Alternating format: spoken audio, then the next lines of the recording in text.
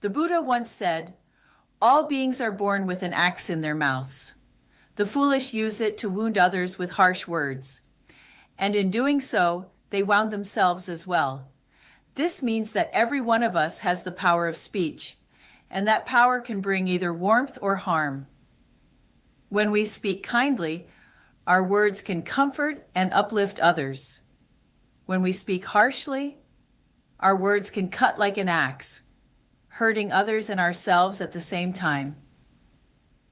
Harsh speech refers to words spoken in anger, irritation, or cruelty, words that are rough, mocking, or sarcastic. For example, scolding, ridiculing, cursing, or shouting at someone out of rage are all forms of harsh speech. Words carry energy. A single hurtful sentence is like a stone thrown into a pond. It creates ripples that eventually return to us. The speaker not only hurts others, but also becomes trapped in their own anger and resentment. The motive behind speech determines its result. In Buddhism, it is said that the mind is the root of all things, and harsh words, too, arise from the state of one's mind. Some people speak sharply out of anger, revenge, or pride. At that moment, they may feel they've won, but afterward they often feel empty, and the anger lingers in their body and mind, becoming the seed of future suffering. Sometimes we mean well when we correct someone, but if our tone is too harsh, our words can still hurt. Even good intentions can cause harm if they lack compassion. True communication requires wisdom. Our words should be gentle and kind so that others are willing to listen. Harsh speech harms not only others, but also ourselves. When we get angry or shout, our body tenses up, our breathing quickens, and our heartbeat speeds up. That anger is like fire burning within us. It consumes our peace and damages our health. Over time, we become irritable and people start to avoid us. For those on the receiving end, harsh words leave deep wounds, anger, and resentment, which can lead to endless cycles of conflict. A home filled with shouting and blame, no matter how beautiful it looks, will not feel warm. Children who grow up in such an environment often become timid or rebellious. In a workplace where people constantly complain or attack each other, everyone feels tense and cooperation becomes difficult.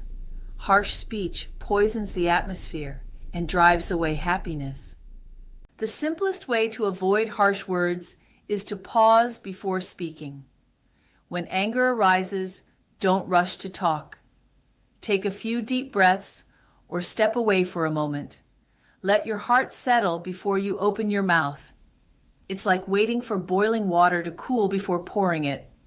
Otherwise, you'll burn both yourself and others. The Buddha taught us to ask 5 questions before speaking. Is it true?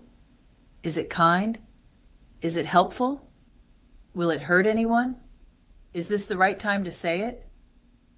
If the answer to any of these is no, then it's better not to speak yet. Learning to speak gently is not hypocrisy. It's compassion.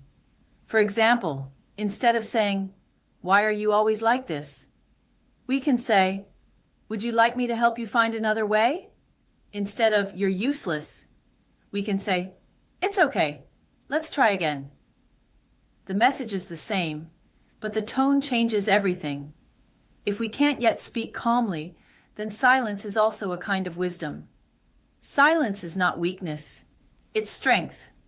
It cools emotions and brings back clarity. Speaking is a form of practice and a kind of merit. When our words carry kindness and warmth, others feel respected and understood, and we ourselves become more peaceful and at ease. Harsh words are like poison. Once they leave the mouth, they will eventually return to us. If we can pause for just 1 second before speaking, with a bit more compassion and a bit less impulse, our homes will be more harmonious, our friendships closer, and our hearts calmer. A kind word can dissolve resentment, and a gentle heart can make the whole world a little warmer.